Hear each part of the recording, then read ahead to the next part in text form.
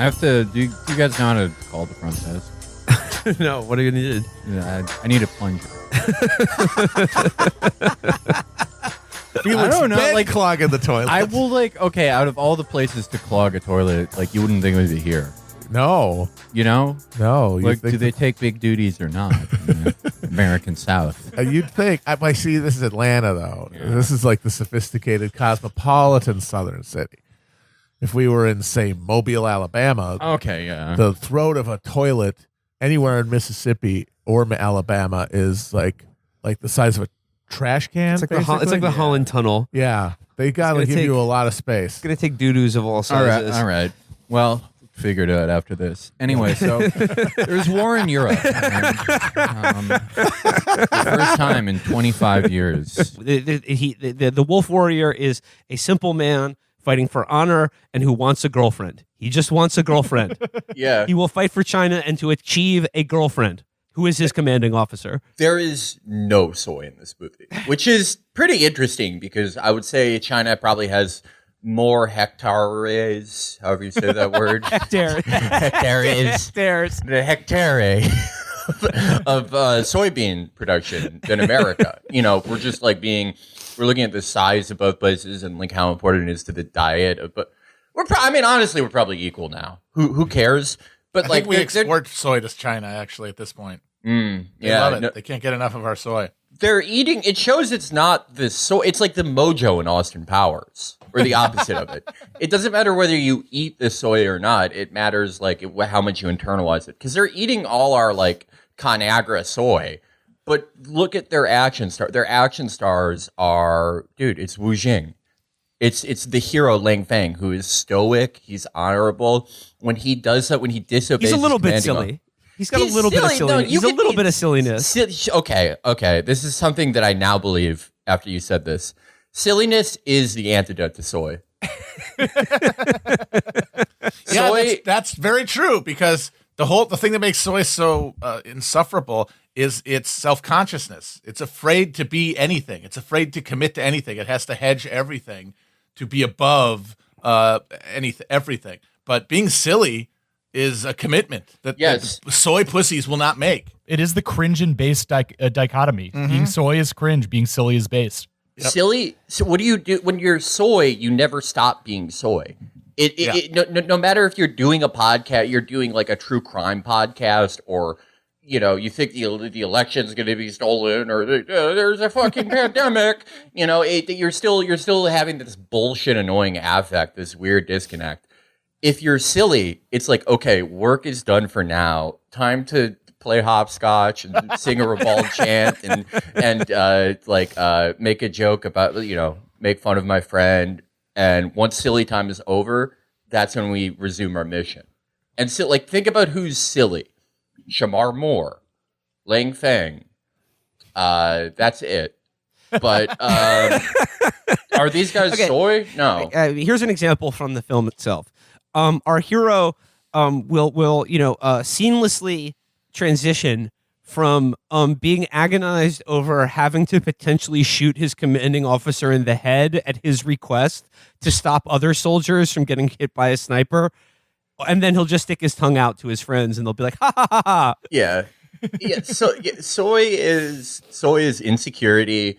Soy is you can never commit to anything because you're afraid of being made fun of. Silliness is like maybe you're gonna laugh at me and think I'm a frivolous person, but I know that's okay because I'm the one soldier in the entire PLA who can wallbang people. We were talking about this when we started recording, but it's the Scott Adkins career. It's very interesting to be like the Tom Cruise of direct-to-DVD movies, like being the absolute pinnacle of success, but still not quite ever able to break into actual Hollywood. But he is a legend. He's a champion. The Universal Soldier franchise, what he did with those movies, insane.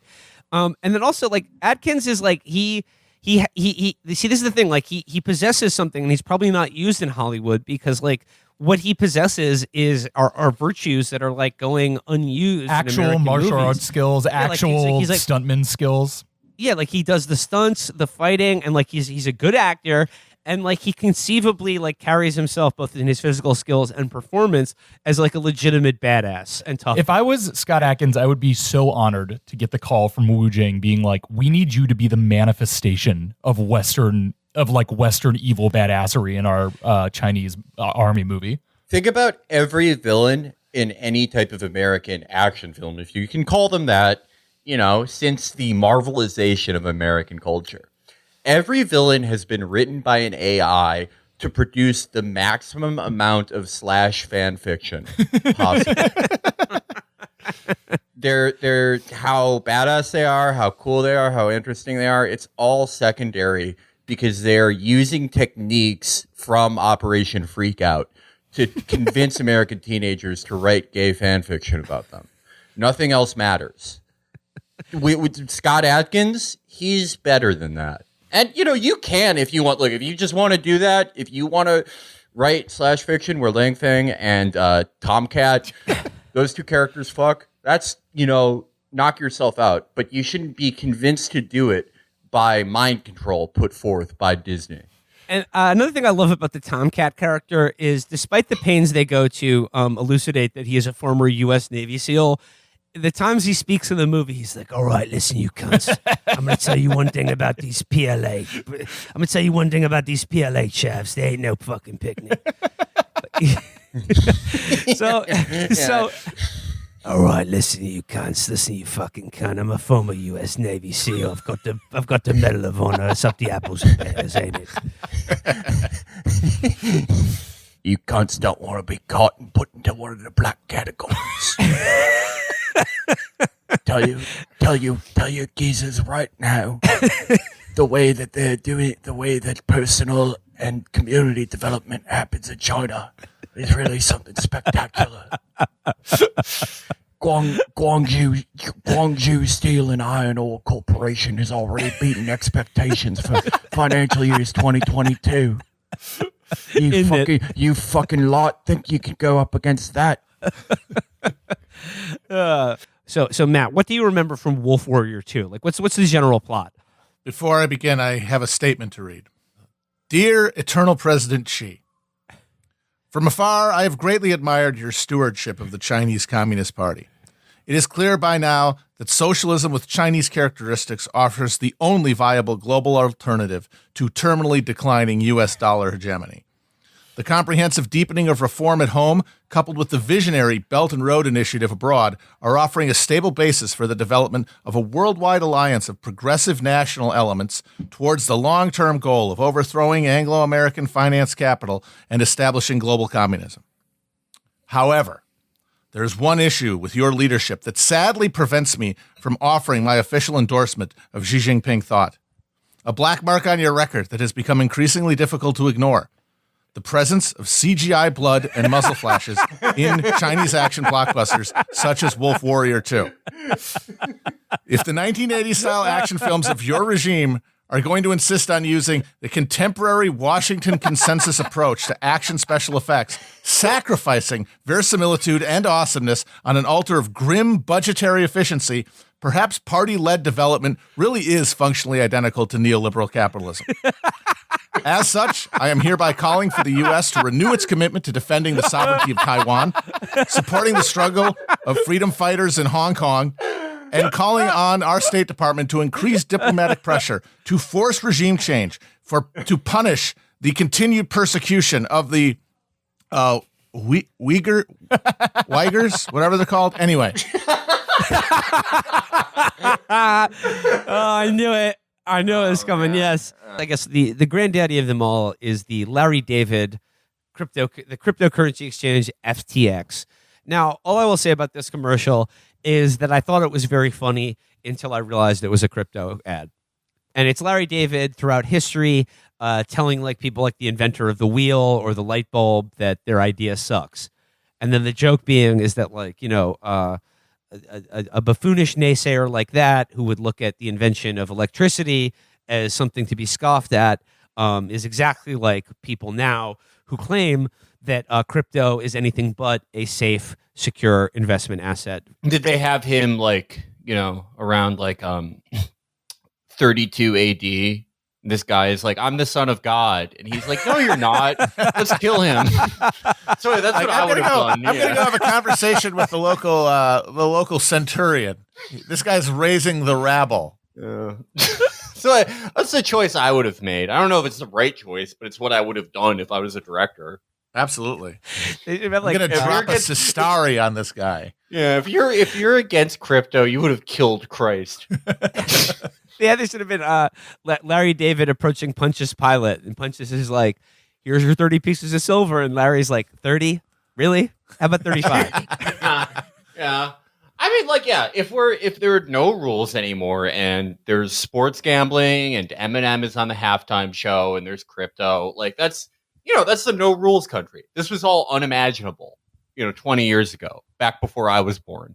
Then we can just have open anti-Semitism in the ads. Why not? Okay, well, I guess like the last thing Just have a crypto ad where it's like, the same people who tell you that crypto is a bad speculation, it's a bad investment. They're the same people who stabbed us in the back during World War I, and us meaning Germany. It's like, or like the opposite. He's telling people that bad ideas are good ideas. So it's like a Super Bowl commercial with Larry David and Hitler, and he's just like, Führer, I gotta say, invading Russia during the winter, your best idea yet. And then Susie Eisman could be there as like Ava Braun, and she's like, "You stupid cocksucker!" Yeah. Remember what happened to Napoleon? I don't think we should let him into art school. Larry, what the fuck?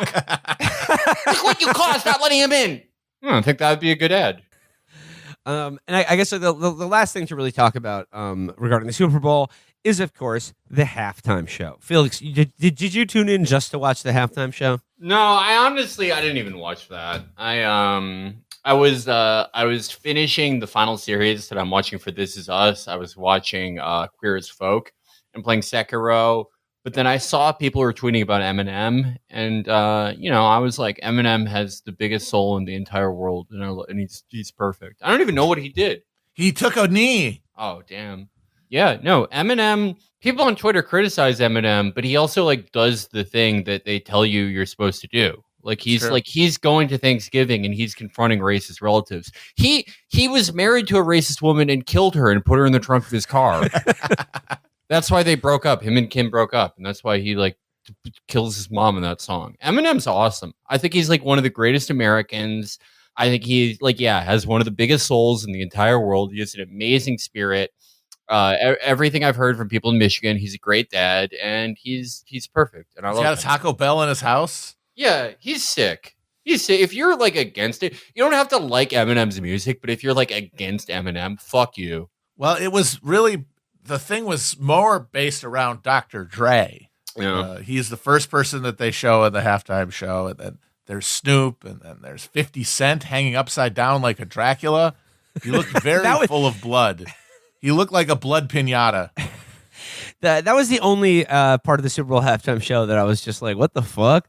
Why did 50 Cent start out in the club hanging upside down like fucking Batman? Because it's cool, I'm going to guess. I don't know any other explanation. Yeah, this is Chris from the edit. I'm just putting this in here to clown on these guys for none of them being able to realize that it's because that's from the In the Club music video. I mean, come on.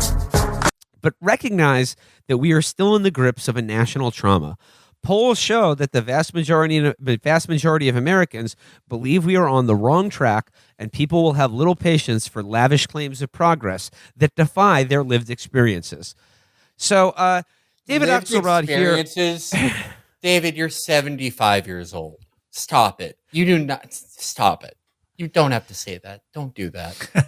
It's like, okay, so he says okay, yeah. Lay out your goals, provide hope for the future, talk about the progress made. But, don't tell Americans that life is good or getting better. I mean, like, he's setting Joe Biden up to fail here, because what's really going on is just like, they're like, you have to be humble. Americans don't want to hear about all the good you've done or how things are getting better because they don't feel like it is getting better. What's really going on here is he has no fucking achievements to tout. He's got nothing. He guys has absolutely nothing that would excite anyone or that he can point to be like, hey, look, I did that. Thanks for voting for me. It's going to get better. So also, it has to be like, yeah, where the fuck was this during the guy you were working for? Where was it? Where was this when you were telling people how great Obamacare was for them? This thing that they fucking hated doing. That now, if you look at the price of premiums, it's like you may as well have never done it. It was just a fucking giveaway to insurance. Where was this when Obama was spending all of 2016 pushing TPP?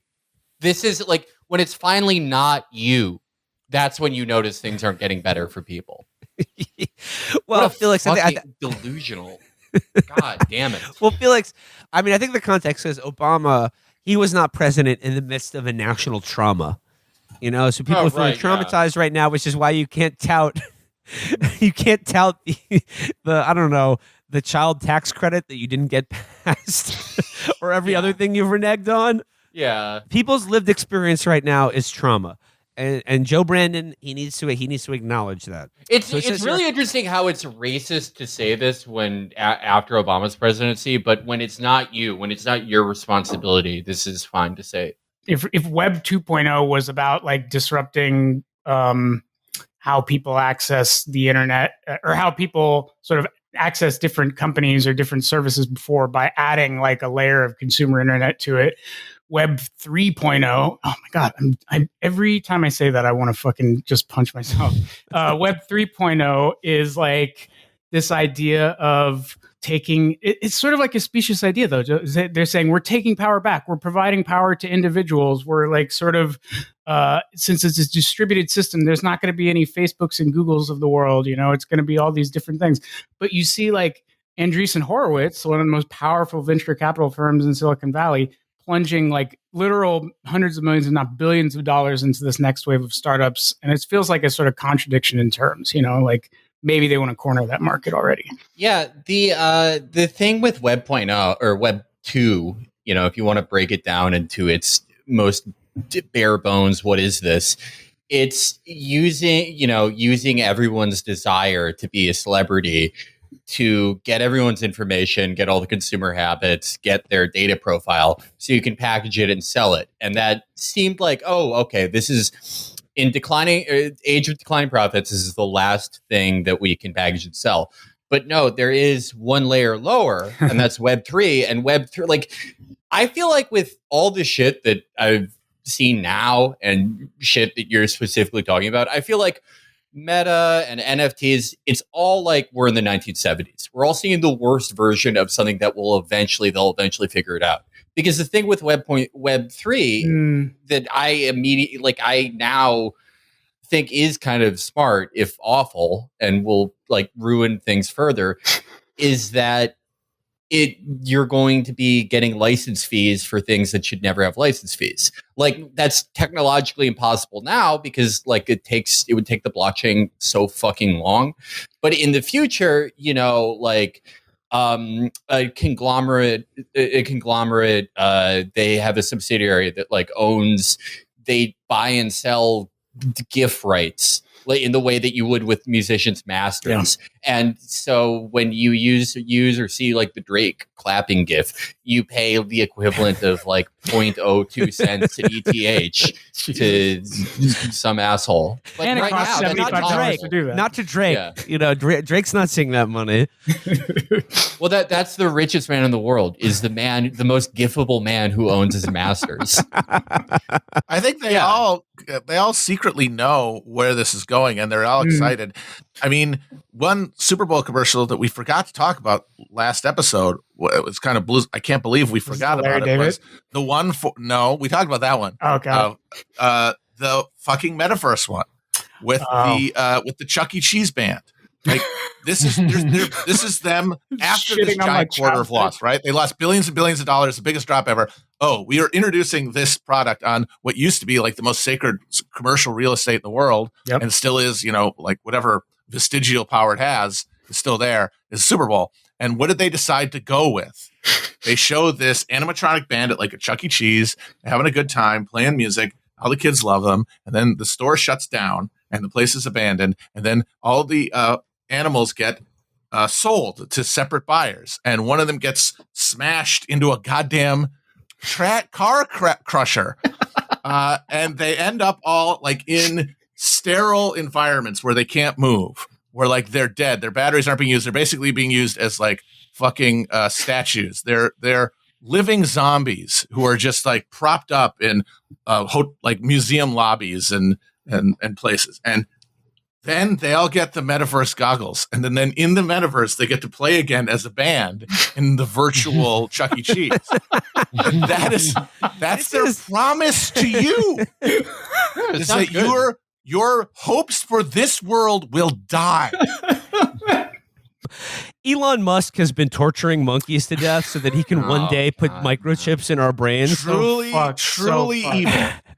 It says here that these monkeys had their brains mutilated in shoddy experiments and were left to suffer and die. Jeez. And look, it's just like, animal testing. Like, I'm not like a total like, I mean, like, unfortunately, like advances in medicine, like, require to a certain extent, like, things like, killing a chimpanzee. It's terrible, but like, if you were undertaking that act, it should be done for like the betterment of like human life on the planet. This is so fucking evil. Like any kind of medical experimentation, as Will said, is at least a morally gray zone where you have to be really thoughtful about what the costs of this advancement and what of this research are.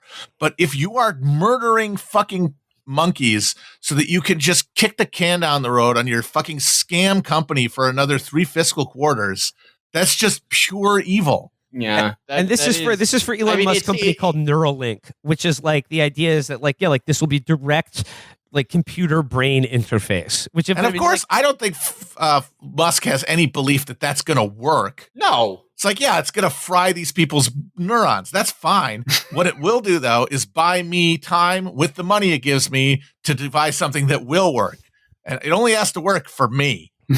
Yeah, so the rest of you people can fuck off. But like this line of fucking research is just for this fake product that probably never even be made, but just has to be in the works to keep that dream of a techno future where we escape the actual ecological catastrophe we're in the middle of alive. If you used a Neuralink and it worked about as well as a Tesla, you would try to remember your son's first words and like smoke would shoot out of your ears. Like it's or even better, it's a disturbing technology, and it presents its own like ethical implications because it could be amazing. It could allow people who are paralyzed to walk again, or it could be like horrifying. But this is really the last guy that I would trust to pose this question. His fucking cars explode. Yeah. No, Felix, you're the true example. It's like, I'm trying to remember. My son's first word, like steam starts shooting out your ears, like a Looney Tunes cartoon. More realistically, it will be like, hey, like you'll get on your social media and be like, hey, I've had some problems with my @Neuralink implant, and you sort of bitch and complain, and then it's just like, when you try to remember the first night you met your wife or spouse or something. It just blocks you. It just cuts you off from your memory. Like it's they yank access to your like nervous system away from you. Yeah, it is like you present this technology and you go, I'm not sure if this should exist or not. This is interesting. Where should it go? Okay, I hear you. What if the person who should have the least power over life and death in the world had it? But he's epic, though. Have you considered that he's based? The based shit poster blew up my neural cortex. Amazing. Based shit poster fried my grandma's frontal lobe. I tried to think of a jerk-off fantasy in the shower, and my legs stopped working. Yeah. But like Jesus Christ! Like, so even if this particular like line of it actually comes to market in some way, or it's stopped after a number of people, they just their brains melt. Even if it doesn't actually happen, this vaporware has to keep existing in the marketplace. Somebody's going to keep offering this at the end of the stick. Keep playing along, keep trading that crypto, and one day you'll have a Neuralink and you'll get to live in Black Mirror, but fun. I would like, no, all that stuff. Yeah, I know how you're saying that even if it worked, even if you got the dream of it, it would still be a nightmare. But actually, I think I would make it cool. More than 3/4 of this Atlanta area church's congregation were fully vaccinated as of mid-February, thanks in parts to its outreach efforts, as we reported in a recent article. Is it the Grace Place Church of God by Faith? I hope it's that one because I really like the name of that. Yeah, it just rolls off the It's tongue. Grace Place, Church by God. It's like, Mark Jacobs by Mark in collaboration with Mark Jacobs. The God Collection. New Covenant Church. That's pretty boring. That sucks. Get a better name. Victory Church. Better than Loser Church, certainly. You're gonna love this final one. This is like this is a church where your pastor wears Abercrombie. Resonate Church. Resonate Church. Is that the one Justin Bieber goes to? Yeah, that sounds like it. I know the church where no one's vaccinated, and it's Resonate Church. No one has got. You get kicked out of Resonate if you get the shot. Yeah. Okay, I'm They saying say that your vibes are off and you're excommunicated. I'm saying it's God's place. Okay, Matt. The first one, God's Grace Place Church of Grace God Place. by Faith. God That's the by one. faith by God in collaboration with God. All right, let's see. Ooh, all right, our first correct answer. It's Faith Place. hell Grace yeah. Place. All right. So what's the story there? They got their parishioners vaccinated. The church is located in Clayton County, Georgia, where fewer than 44% of the residents were fully vaccinated as of mid-February. I know what we're doing on our off day in Atlanta. We're going to the Grace Place. Yeah, Now, we're sucking the vaccine out. Now they all got to go to hell. Congratulations to them. Enjoy blew it. roasting for eternity for failing to have faith and taking Satan's number. Way to go. Yep, they've got the mark of the beast. But I mean, the cool thing about the mark of the beast, though, is it means that you can buy and sell anything. It's true. You can be on your grind. Yeah, your Bitcoin wallet is always accessible. The recent films, The Tragedy of Macbeth, Malcolm and Marie, and Belfast are very different, but they do have this in common. They're all black and white. They're all black and white. Yes. Okay, well that's one of the. Should I just pick that? Yeah. Black and white? Okay. What are the other options though? Well, the other options were Zendaya stars in all of them. Okay. That they were produced for Netflix and their soundtracks were nominated for an Oscar. I know Zendaya is not in all of those movies. Oh, so yeah, she's they're Nietzsche. black and she's white. Not, Yeah. She's not Macbeth. That's really playing on the confusion of the usual people taking this test, where they think most actresses are Zendaya now. Yeah. They're shot in black and white. That is two. We have two correct answers. Hell half yes. the way through. Killing it now. All right. Now this is when they start fucking with you. Longtime foster mother Linda Owens of Hayward, California, had nurtured this many children as of mid-February, according to our profile of her. Nurtured 37. them? What does that mean? I think grew them, like they were on a towel and sort of grew out. Is it 37? Is it 52, 83, or 104? Okay, I just think by the sort of the way the answers are given, because the first one 37, I'm like, holy shit, that's a lot of kids. But I think they're faking you out. I think the actual number is 104. Yeah, my instinct is always to go with the highest in these kind of things. Yeah, because nurtured, if adopted, would be one thing, right? Because nurturing, big deal. Give somebody a fucking Valentine's card. I could nurture someone that I see twice in a decade. Yeah, I can nurture from long distance. I could do tactical sniping style nurturings, 500 yards away. I'm playing catch with all of my foster kids in the metaverse. They don't live with me, but I am nurturing them. All right, I'm gonna check this answer. It's 83. Okay, so we aim too high because 104, that's a ludicrous number, but 83 realistic. So who is this person and how do they nurture all these kids? Well, they only have a quote from her here. I'm gonna Google her in a second.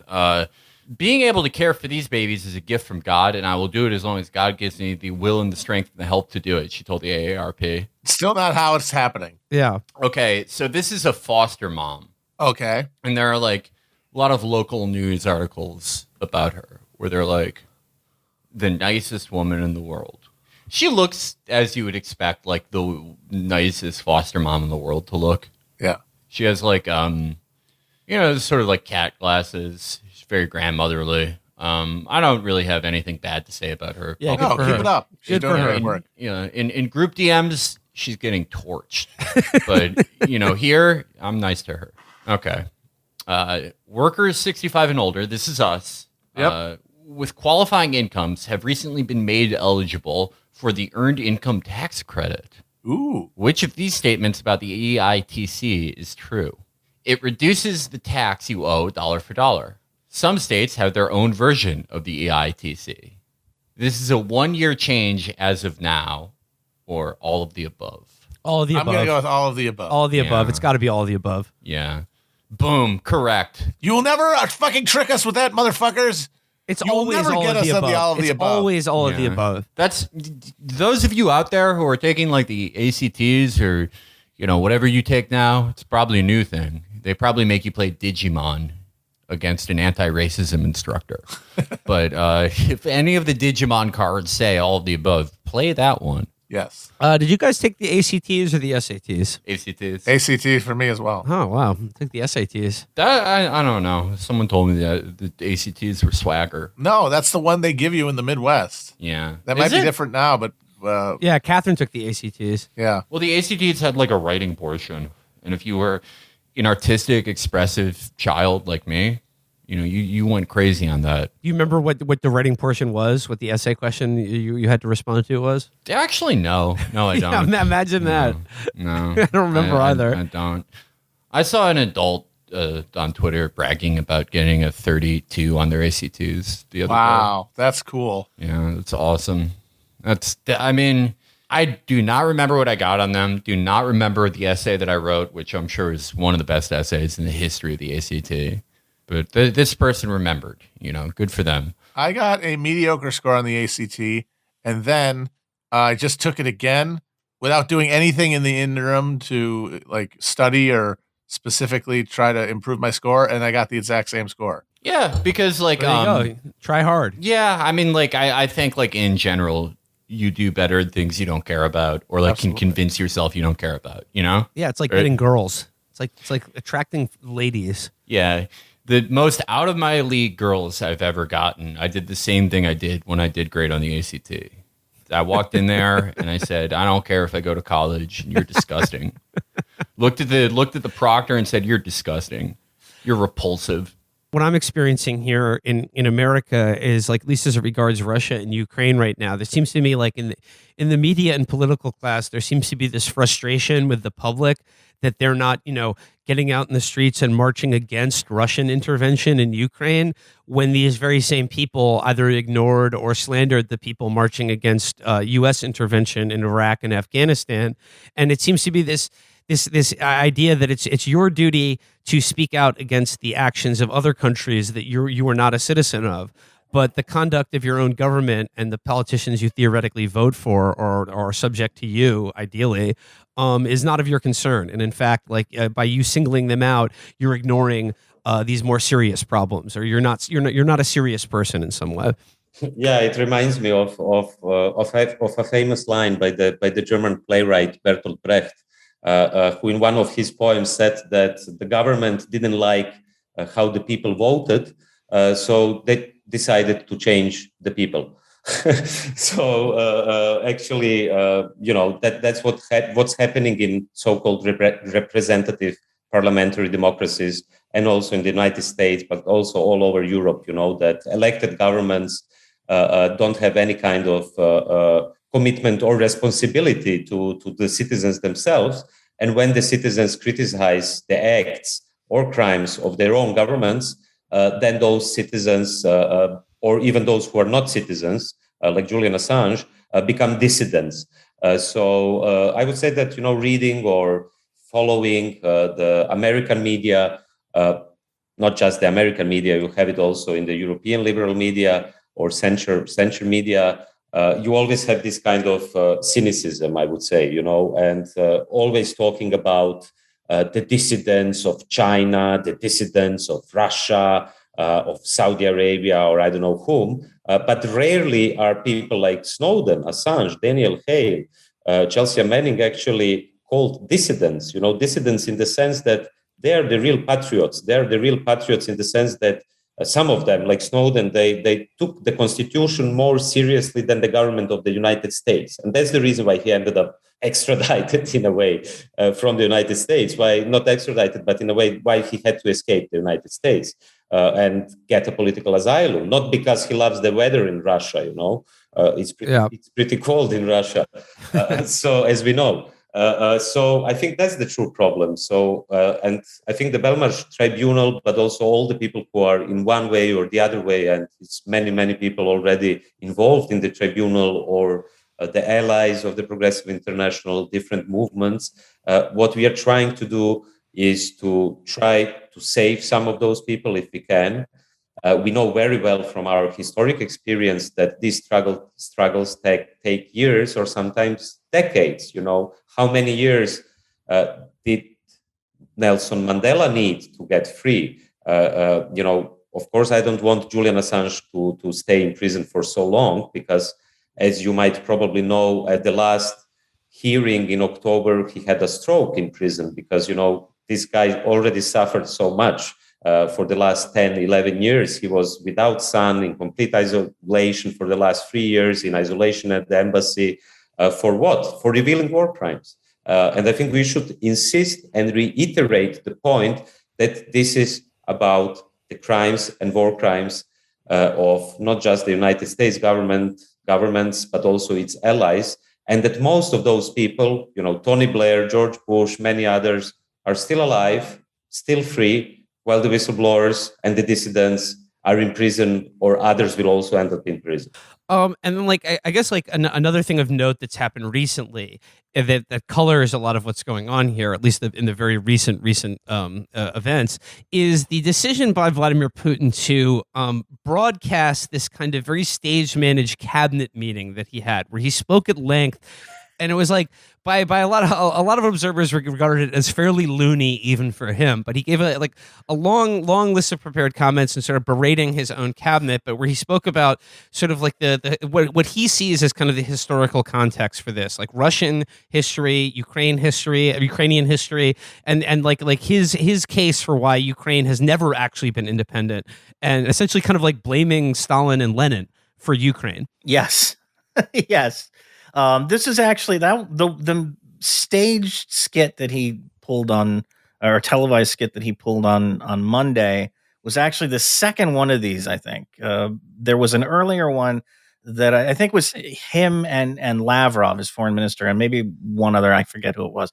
But that was a couple of weeks ago, and they sort of did this managed thing where Lavrov, it was like a Abbott and Costello routine or something. I don't know how to describe it, but Lavrov was like, gee, Mr. President, I think that you should give diplomacy more time to work. And Putin was like, well, you've convinced me, Sergei. I think we'll give diplomacy. And it was kind of a bizarre, stilted thing. The one on Monday was even more bizarre. Who's on Kursk? Yeah. So the one on Monday seems to be even more bizarre, because he actually got angry at a couple of them. Like Mikhail Mishustin, his prime minister, kind of seemed flustered, and he was kind of hinting that he wasn't entirely on board with the idea of recognizing in the independence of the DNR and the LNR. And Putin lambasted him, and got a little bit irritated at him. And the head of his foreign intelligence service, and I forget the guy's name, Sergei. Shit. Nah, never mind. I'm gonna flub it. So anyway, his the head of his foreign intelligence service was again flustered. He sort of was like, I support. And Putin was like, just say your line, yelling at him on TV. And the guy was like, I support these regions becoming part of Russia, which wasn't what they were talking about. And Putin got even more pissed off at him. So it was like this, they were sort of operating from a script, and they were flubbing their lines, and he got very upset about that. But yes, then he went into this speech after that, after this sort of staged meeting. He said, I'm going to take some time to think about these very important things that my advisors have informed me about, and then I will have a decision later. And he gave a speech that was really kind of seething in parts. It sounds like he was angry at NATO. He's angry at the United States. He's denying the sort of statehood of Ukraine, or the legitimacy of the statehood of Ukraine. And so, yeah, that speech spoke to maybe a wider intention here. But I think what he's done is actually somewhat measured, and it'll be interesting to see how heavily the West responds to it and whether that sparks more escalation. The thing I like that we found out about Putin in this last round of theatrics and set pieces is that he's the guy we were looking for. He's the conservative COVID scold. Yes, dude. Like the distance that he, I know, it's a big dick move to make Macron sit 30 feet away from you, or to like have to walk across this like giant ballroom to confront you. But like Putin is like a COVID paranoiac, right? Like he is super. Like zero. He's like, don't even look at me if you have a cough. Like, yeah, by all accounts, because he was doing it to his own cabinet too. Yeah, right. No, I mean that was in the again, this staged cabinet meeting. He had the whole National Security Advisor committee, like council, sitting together on one side of the room, and he was sitting all the way on the other side of the room, like at a desk. It was very obvious that he was distancing himself. So it is a factor, and people talk about this stuff. Like Xi Jinping, the president of China, hasn't left China since the pandemic hit. I mean, these guys are very worried about contracting this illness. It is pretty wild how this is a full blanketed the first European war in the social media era, and somehow that makes it absolutely impossible to figure out what the fuck is going on. No, yeah. I mean, MGS2. It is the deluge of too much information. Yeah. That will confuse you rather than censorship. Yeah, absolutely. I mean, I feel like in the first 2 weeks of a war, especially, you cannot really evince anything just from being on Twitter or Telegram or fucking anything. I have no fucking idea. I could not tell you. I could not tell you. I could tell you that it's probably not an amazing sign when they're letting prisoners out if they have military experience and giving everyone guns, and I don't think that leads to anything sort of like a last great in the long run. Move, yeah.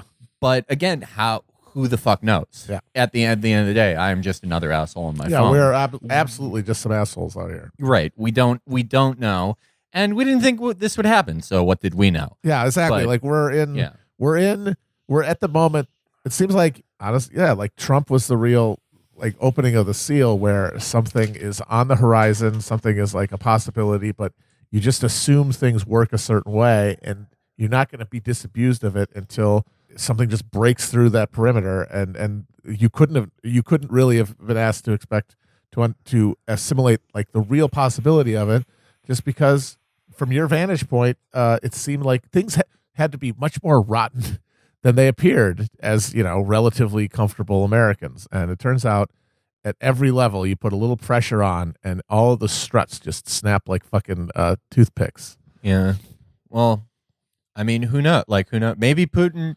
Everyone yelled at this woman, but I thought this was as good a theory as any, that Putin has long COVID or has convinced himself he has long COVID. Honestly, if he has long COVID, or yes, he's like got some yellow wallpaper situation, just living in the Kremlin alone and like talking to guys across 500-foot long tables, and he's like just going nuts, and he presses the button, and we get nuked. COVID doomsayers vindicated. Yeah, Eric Fingelding. And Fingelding, anybody who's been yelling about pandemics for the last 2 years, everyone's been yelling at us for going on tour. Correct. You're right. COVID ended up being a huge deal. Yeah, Dr. Fingelding, we hope that you are the Lord Humongous of the new future. He's going to enforce COVID zero by any means necessary. Yeah. It's completely irresponsible to talk about this without talking about both the 90s and eastward NATO expansion. Yeah. Well, no, actually, it's irresponsible to talk about those things now, because now is not. Look, we can all delineate like exactly what role like America and NATO has played in all this, but not now. Not now. Not when the consequences of those actions are coming in. Right. Yeah. There are so many things like, I mean, just observing the news right now, like, and I've largely been mostly trying to avoid it because there are so many things that are just, I think, intentionally designed to drive you insane. Like, for instance, Condoleezza Rice on Fox News today saying, look, when you invade a sovereign country, that's a war crime. Yeah. Oh, really, Condi? Thanks for that. And it just, we talked a little bit about the show last night, but it's just like the brigades of fucking like amateur fucking war wonks who are fucking all like chiming in with their fucking suggestions on how to do guerrilla war against like a Russian army. They're like, yeah, learn from our experience in Iraq. Like, these tanks, like they can bog you down in an urban environment. Just like replace the road signs and make them drive down streets where the sidewalks can't support them, and they'll end up in the sewer. And like they're driving through the country like Clark Griswold with a huge map out. You can disable a tank with a water balloon filled with paint. Yeah. It's just like, I mean, look, like obviously, like there's a natural inclination to feel some sort of solidarity or admiration for like the people who are having their country invaded and they're resisting it by any means they can. But it's just there's something ghoulish about people in America who are like rooting for a situation in which, they want Kiev to be like what Baghdad was for 10 years. Like I mean, they may get their wish regardless of how the push goes, because I mean there has been a massive inflow of weapons into the country. Weapons have been given out pretty freely. One thing that you will not see a lot of on CNN is that there are very unfortunately like firefights between irregulars and military and police in Ukraine. It is a really shitty, chaotic situation. And obviously the onus falls on Russia for invading, but there are going to be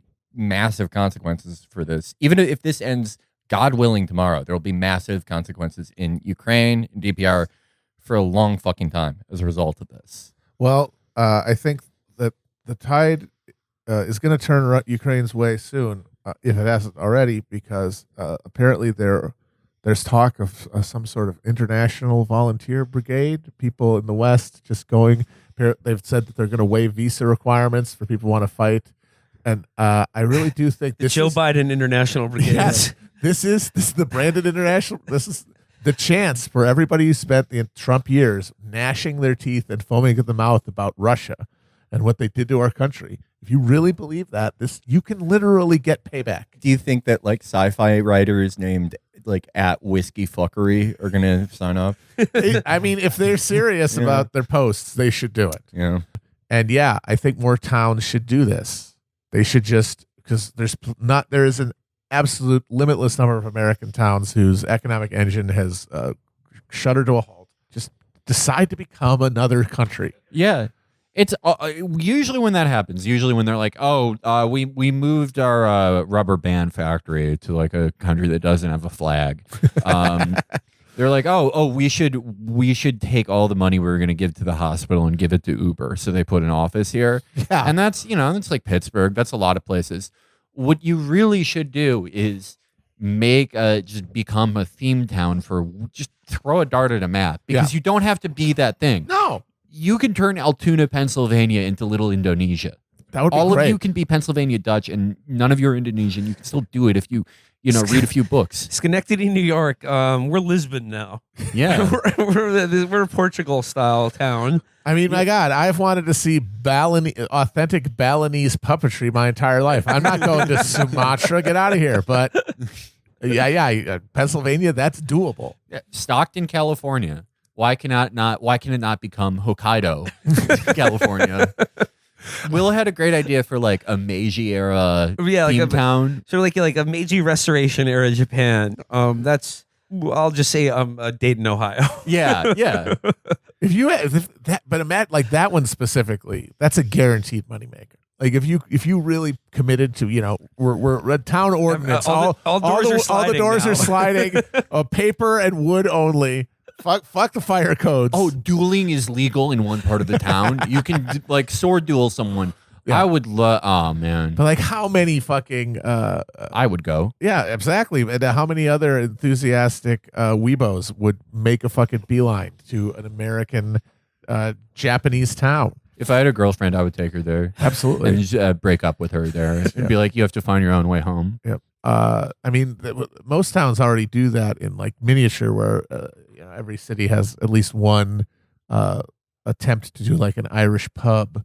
But yeah, why not make the entire town out of the Irish pub? Well, that's the thing. It's like it can't be Irish or Italian because there's too much of that going on in America. That's already. true. We don't want to encourage these people. Yeah. We don't want to create some sort of little mecca for all of the most spuriously ethnic Americans to show up and cry about like conflicts they have nothing to do with, or pretend they're in the mafia or something. Okay. And yeah, like German, like like New Jersey basically is that entire state is like if you're Okay. Irish or Italian, they already have you covered. If this happens, if we get this negative externality, well, I think that Israel is probably still going to try to buy its white people from Russia, squawking in the media notwithstanding. But if it goes further sideways and they're like, we're done, we're boycotting buying white people from Russia to win our demographic war.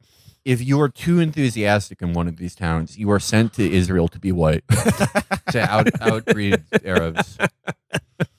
And then we could have like a little French village, and the gimmick there would be that you were allowed to just like throw things at everyone who lived there.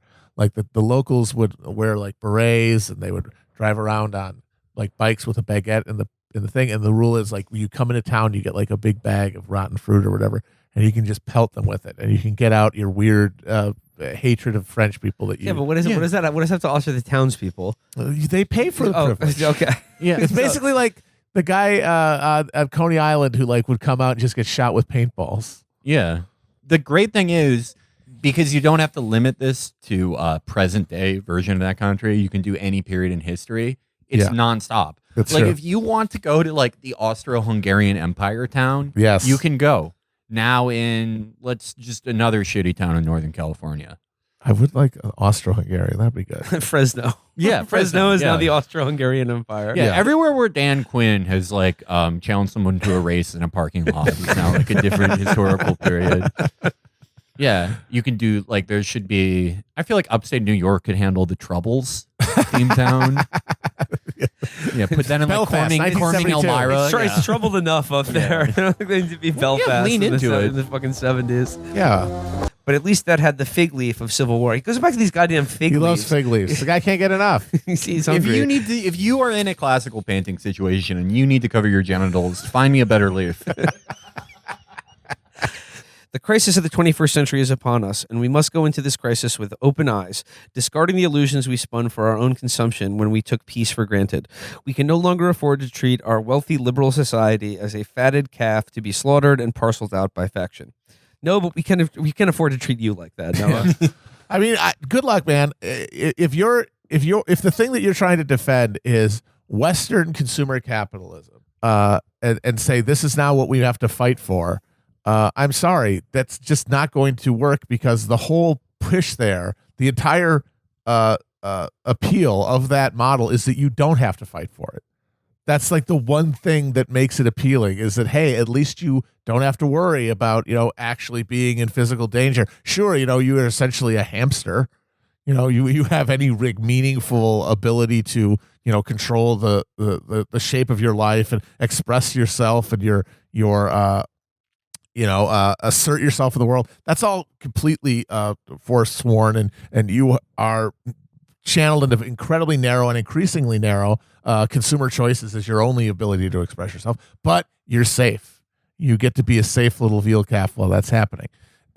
Saying, yeah, you still are going to live in this liberal consumer, this dead consumer empire, but also you have to pick up a fucking AR-15 and go shoot it out with fucking. And Noah's not even going to do Chechens? that. He said he wanted to be a drone pilot for Ukraine. Yeah, Yeah, taking off from what runway exactly? Yeah, and also the point of this, last 30 years of the American Empire is specifically you do not have to think about it. yeah. Well, not last 30 years, about last 15. After it became too hard to look at, it was able to be kept going by the fact that most Americans do not ever want to think or care about foreign policy, Yes. and that is not going to change. And well, this way, there has been some supposed groundswell of American unity for this great new project of defending our way of life. I should remind people that you are only seeing people who read the exact same media you do, which is an incredibly small group. This is still the exact same country where like half of the people here think that Bono was secretly killed in 2019 in a military tribunal. It's the exact same place. well, I think Noah, I think he enjoys this moment of crisis because I think it allows him to retrofit essentially like his political and ideological view of the world, which is essentially socially liberal, fiscally conservative, Yeah. and make that seem like it's a dynamic force that's worth fighting for again. Because I guess like in his opinion, like the alternative is the law of the jungle. But like I'm sorry, it's the law of the jungle for every country outside the sphere of the United States. Yeah. And it's the law of the jungle, and that's what we impose on them. Yeah. Because, that is, our fatted calf is fat because we create conditions that are the law of the jungle for the rest of the fucking planet. It is also the jungle in a lot of places in this country that are cut out of that deal. Yeah, exactly. And if people are going to fight, they're going to fight for something a lot. They're not going to fight for the fucking airy, liberal fucking non-ideology, the imagined non-ideology that no opinions of the world think is worth defending. So, like, if they need to, if you really do think the 21st century is going to be like this the red and tooth and claw thing, you got to find something worth fighting for, because that's just not going to be it.